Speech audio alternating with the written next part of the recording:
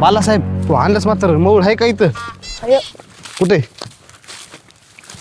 कुठे बालासाहेब याला तूच झाडू शकतास. मम्मीतला माहितीये का बालासाहेब बिना गौरीचे 2 मऊळ झालेले इथं माझ्या देखत बरं का. माघारी तर किती झाले माहित नाही. झाडता का हे मग?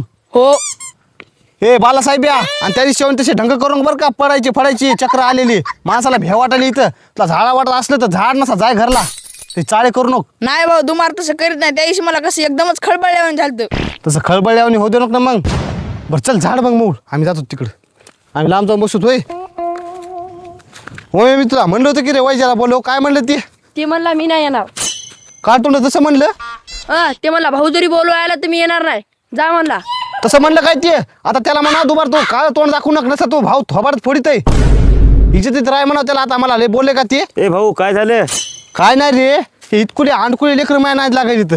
याला काहीच वाटायला काहीच नाही की. आणि तू काय करायला इथं? इथलं मऊळ झाड इथं बसलो होतो रे. इथलं मूळ तू झालंस काय? हो मॅच झाड रे आता अर्ध्या घंट्याखाली. हो म्या बालसाहेबाला तर आपण बिना गौरीचं झाडं लावली की उगत फुगिल की त्याला आपण. भाऊ लय डोक्यात मोडतो आलं रे. भाऊ लोकांना अरे बालिया ते मग झाडलेलं होतं रे ह्या डंगरान झालंय. उगत त्याला झाडून पोळी टाकली तिथं सगळ्या माश्या बसल्या होत्या. ए मी काय केलं रे? तुम्हाला थोडाच मी म्हणलं होतं मऊळ झाडा.